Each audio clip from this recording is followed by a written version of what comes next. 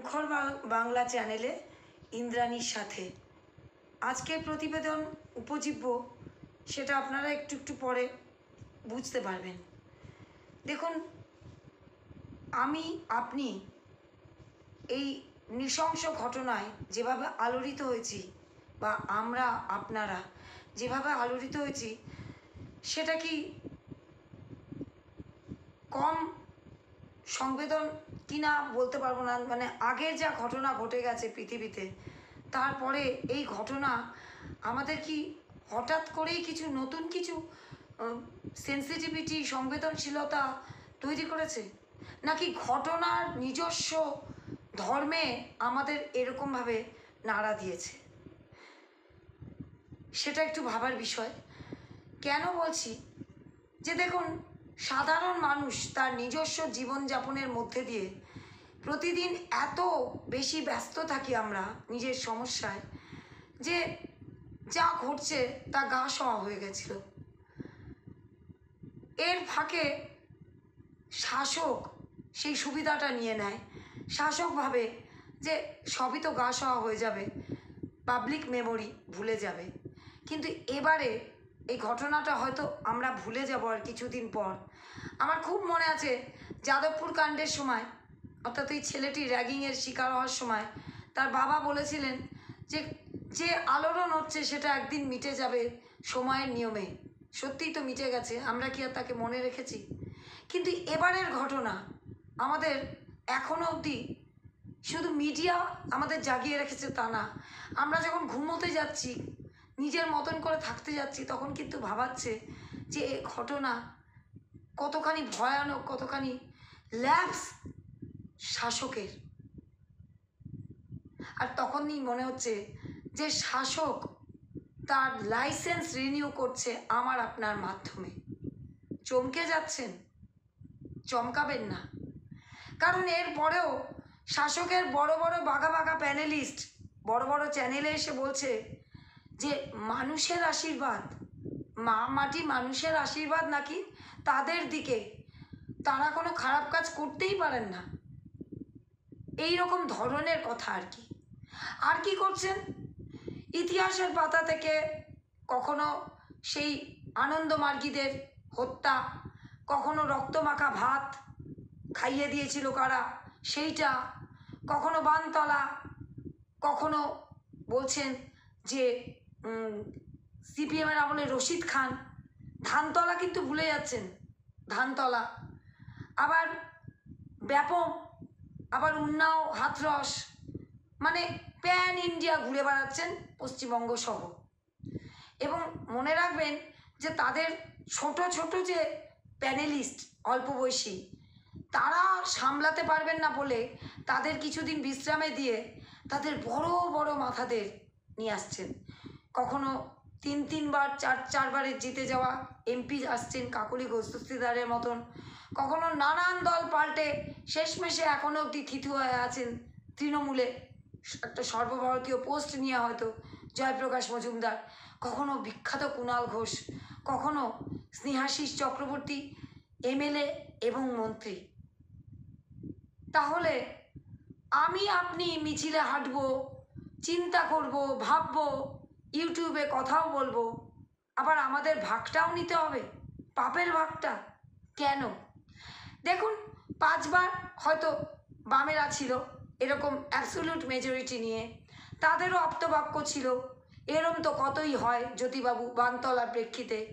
বুদ্ধবাবুর ছিল আমরা 235, ওরা হয়তো 35, কিছু একটা ছিল এরকম আপ্তবাক্য। সেগুলো আমরা মনে আছে, মনে করি।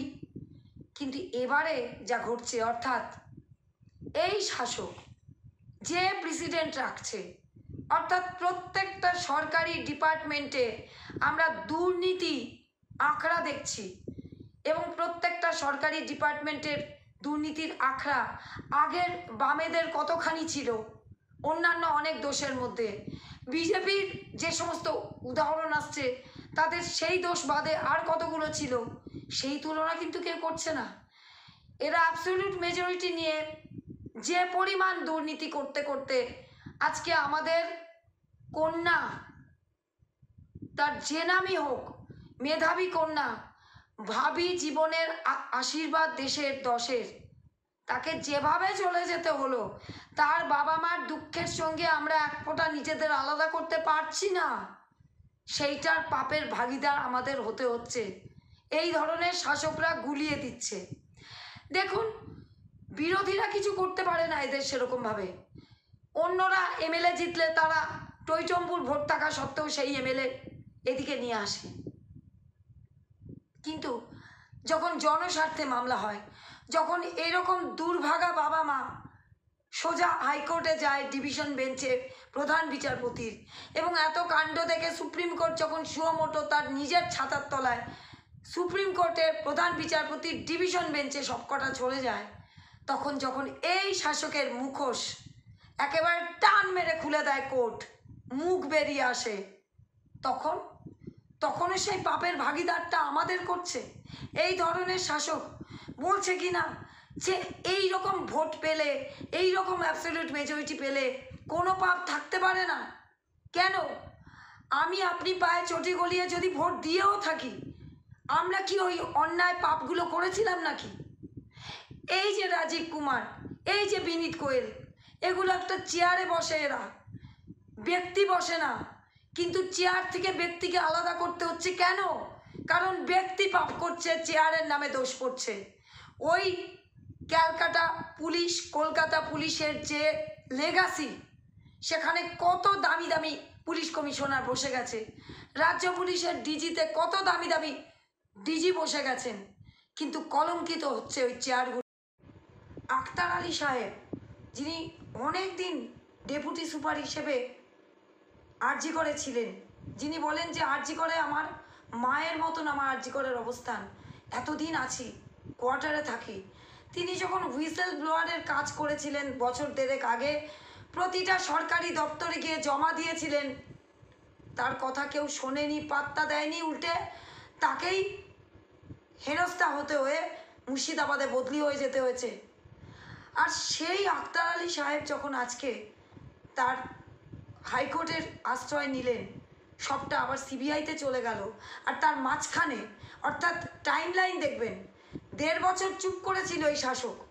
সিবিআই এই ব্যাপারগুলো নিয়ে নাড়াচাড়া করতেই তারা ফট করে একটা সিট গঠন করলেন শুধু আর্থিক দুর্নীতির জন্য, যে আর্থিক দুর্নীতির জন্য আক্তার আলী সাহেব সমানে সমানে দপ্তরে দপ্তরে ঘুরে বেরিয়েছেন, মুখ্যমন্ত্রীর দপ্তরেও জমা দিয়েছেন। তাহলে এই শাসকের আর কি বাকি আছে?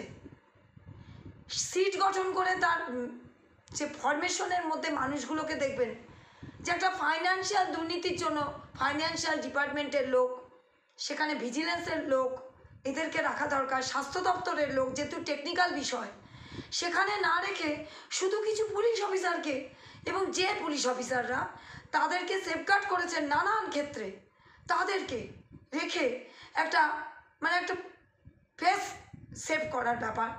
যে সিট আনিস খানের সময় হয়েছিল, যে সিট সারদার সময় হয়েছিল, রাজ্য সরকারের তৈরি করা সিট, যার কোনো ভ্যালু নেই, জাস্ট জিনিসটাকে আটকে রেখে কিছু করার জন্য, যেটা আজকে হাইকোর্ট কিন্তু সিবিআইকে দিয়ে দিয়েছে। এবং ভাববেন যে সন্দীপ ঘোষকে 8-9 দিন ধরে এই প্রতিবেদন যখন যাচ্ছে তখন অবধি গ্রেপ্তার হননি, জেরা করে যাচ্ছে ঘন্টার পর ঘন্টা, 70, 80, 90, 100 ঘন্টা হতে পারে। সেই সন্দীপ ঘোষ কত মাথা ঠান্ডা, হাইকোর্টের ওই রায়টা দেখে যে আক্তার আলী সাহেবের যে অভিযোগ সেটা সিবিআইকে দেওয়া হলো, সঙ্গে সঙ্গে হাইকোর্টের ডিভিশন বেঞ্চে চলে গেছেন, যদিও ডিভিশন বেঞ্চ আবার সিঙ্গেল বেঞ্চে ফেরত দিয়ে দিয়েছে। সন্দীপ ঘোষ যাচ্ছে না কে যাচ্ছে? কার স্বার্থ আছে? ভাববেন এর পিছনে শাসক নেই তো? দেখুন, এত সেন্সিটিভ নৃশংস ঘটনায় লক্ষ্মীর ভাণ্ডার একটা চরম অস্ত্র, 2021-এ মুখ্যমন্ত্রী এটাকে চালু করেছেন। 2021-এর বিধানসভায় এই এমপি ভোটের আগে, এই পার্লামেন্ট ভোটের আগে সেইটাকে আবার উনি দ্বিগুণ করে দিয়েছেন। সেই লক্ষ্মীর ভাণ্ডার কত বড় অস্ত্র ভাবা যায়? মুখ্যমন্ত্রী এই নৃশংস ঘটনায় রাজপথে হেঁটে একটা স্টেজে উঠে লক্ষ্মীর ভাণ্ডারকে বামের আহিংসা করছে বললেন। এটা শোনার পর থেকে আমার আপনার মুখের বুলি বন্ধ হয়ে গেছিল, কিন্তু নির্যাতিতার মা মুখ খুলেছিলেন লক্ষ্মীর ভাণ্ডার বিষয়ে, নেগেটিভ মন্তব্য করেছিলেন যে লক্ষ্মীরা সুরক্ষিত কিনা।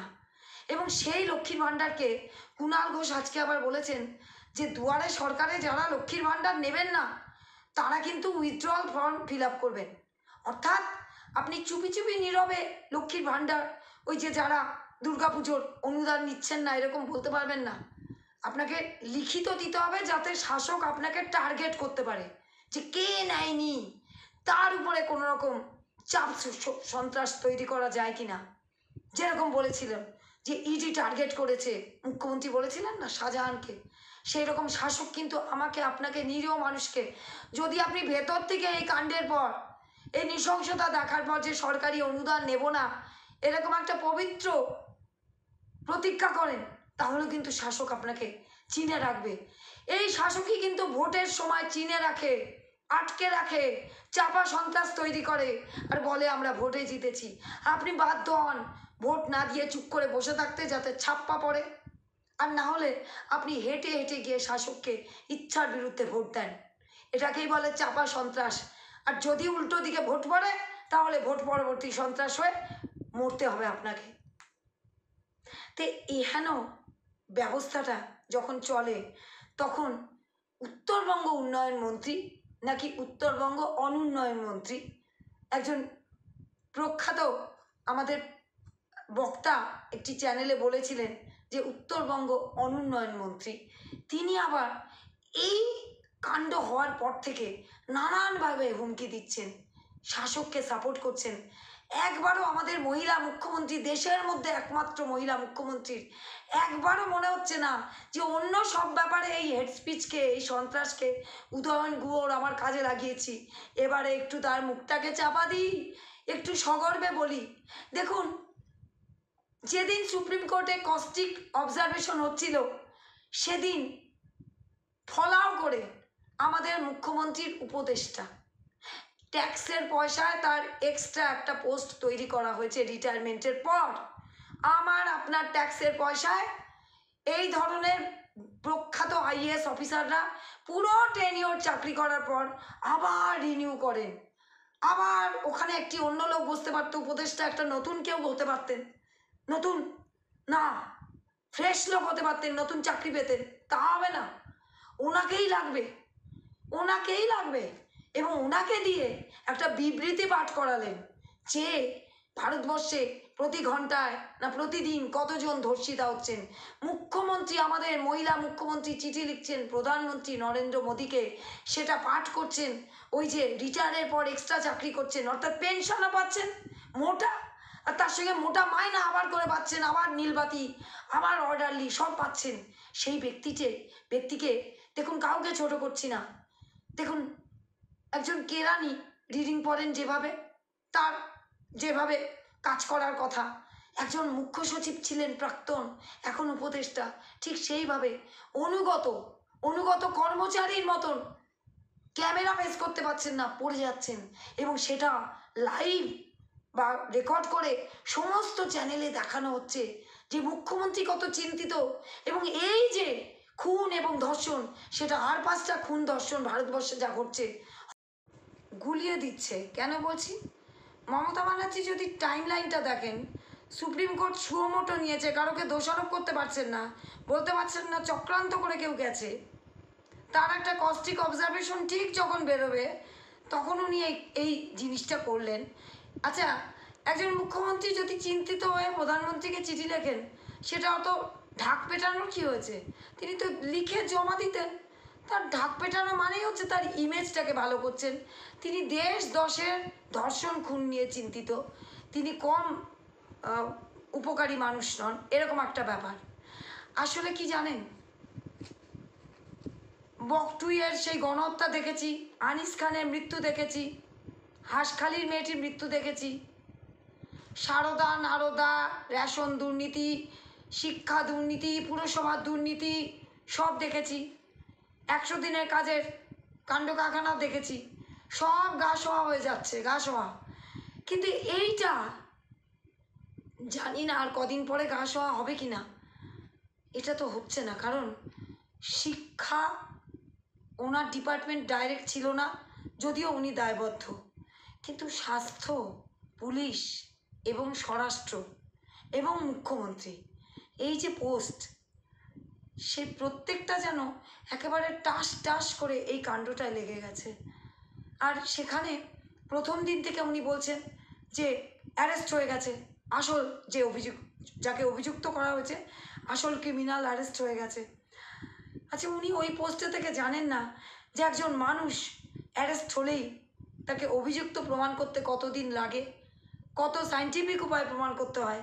কিন্তু তারা কিন্তু বলছেন যে সিবিআই আর কি করলো, কিছুই করতে পারলো না, আমরা তো ধরে দিয়েছি আসল যে খুনি। এইভাবে একটি মেধাবী অ্যাসেট তার নিজস্ব কর্মক্ষেত্রে এই মহিলা মুখ্যমন্ত্রী দেশের একমাত্র থাকাকালে একটা প্রিমিয়ার ইনস্টিটিউশন আর ওই শ্যামবাজার 5 মাথার মতন গমগমে জায়গায় যখন কাজ করতে করতে 36 ঘন্টায়, যার সঙ্গে রাজনীতির কোনো সম্পর্ক নেই, মরে যায় না, তখন আমার রাতের ঘুমটা আপনি মুখ্যমন্ত্রী কেড়ে নিয়েছেন।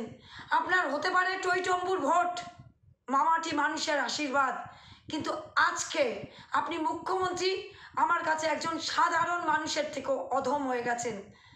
এই বলেই প্রতিবেদন শেষ করব আর বলবো আমাদের চ্যানেলটাকে সাবস্ক্রাইব করে কমেন্ট করুন, শেয়ার করুন। ধন্যবাদ।